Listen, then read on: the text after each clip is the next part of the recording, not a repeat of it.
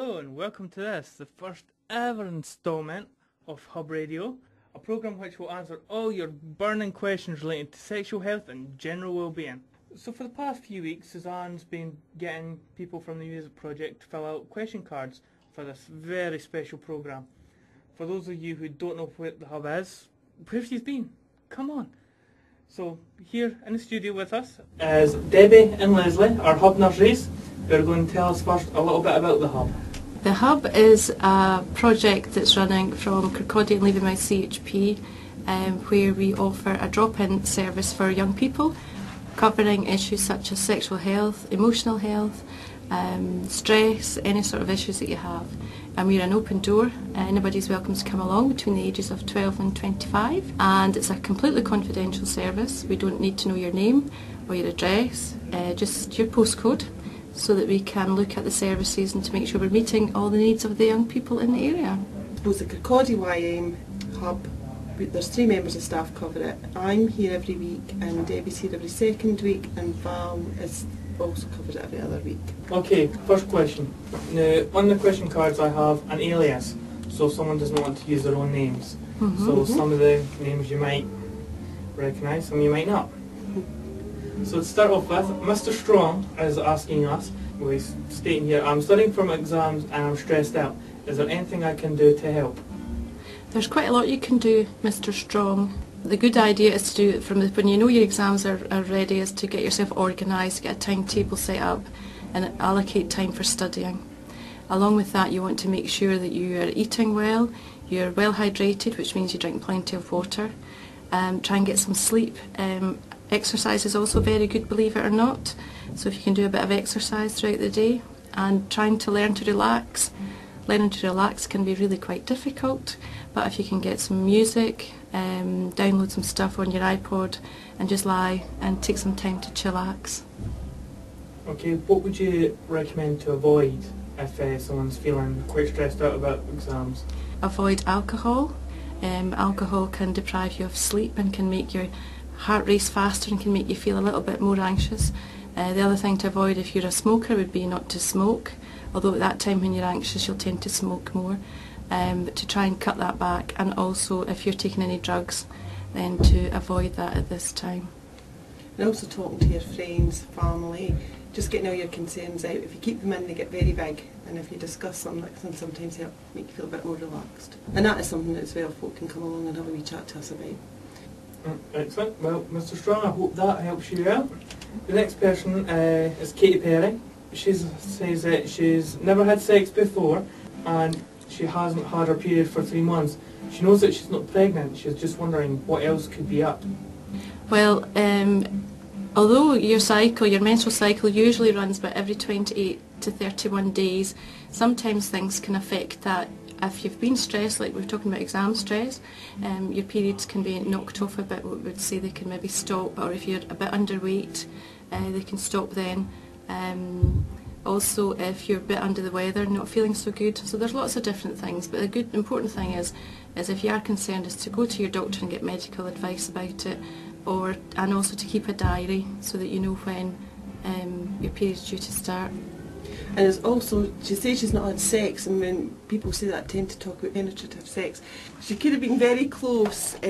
Sexual organs could be quite close without actually penetrating, so if she's with a boyfriend and maybe they've both been naked, they don't actually have full penetrative sex. For, sperm can swim, and they can swim very well, and so if she has had close bodily contact with her boyfriend, she should still just get a pregnancy test done, just to be on the safe side. And also if her periods have no long since started, maybe within the last year or 2, they might just be settling into a rhythm and haven't established a natural pattern yet. The Mighty Wa has asked for advice on where he or she can go on self-harm. Where would be the best place to go for advice on that? Self-harm, there's lots of people out there who can offer help for folk who self-harm. It's one of these very secretive things, and there's quite a lot of young people have either done it once or gotten into a pattern of self-harming, and it's one of these things people find difficult to discuss. But there are definitely sources of help. If they wanted to come and have a wee chat with us, just so we can reassure them, but we can also signpost them onto other agencies. In Kirkcaldy we have Penumbra, we would take them And They'll have a drop in. You can just Google that penumbra and you'll get all their details. There's some websites. You could Google websites such as Heads Up Scotland. They give you good strategies to learn to cope with self-harming behaviour. We also, in the medical side, have what we call a CAMS team, which is Children and Adolescent Mental Health Service. We would need to do a referral to them, but there is support out there for people who need it. And some people use self-harm as a coping mechanism, and it's something in psychology they would call a maladaptive, or basically an unhelpful coping strategy, and there are more positive coping strategies, and that's something that we can help them to maybe identify some other positive ways that they can get themselves through periods of stress. Okay. Hugh Hefner is asking us if it is wrong for an 80-year-old man or woman and an 18-year-old man or woman to be in a sexual relationship. There's nothing wrong with it. There's nothing illegal about it, but in any sexual relationship, both partners have to be happy with what they're doing, and as long as they're happy in the relationship and nobody feels like they've been forced into anything, then yeah, there isn't any issue with it. And certainly if there's coercion, and by that I mean somebody has a sort of power struggle over someone else, we often find that relationships where there's quite a large age gap, especially within adolescents, if your partner's 5 years or more older than you, there's more likelihood of physical violence in that relationship, and that's something that we would encourage anyone not to put up with. And again, that there's support out there. I'm not saying Hugh Hefner does that, but just if everybody's consensual and there's no forcing and bullying going on, fair enough, that's up to them, they're adults. They can make their own mind up. We get concerned if there's under 16s, if there was a huge age gap there, that's slightly different, because under 16 you don't have that legal protection of being an adult, if you like. So yeah, that was something that we were slightly concerned about, very concerned about. As long as the sex is consensual and safe, then it's okay. Right, okay. There was two people had asked similar questions.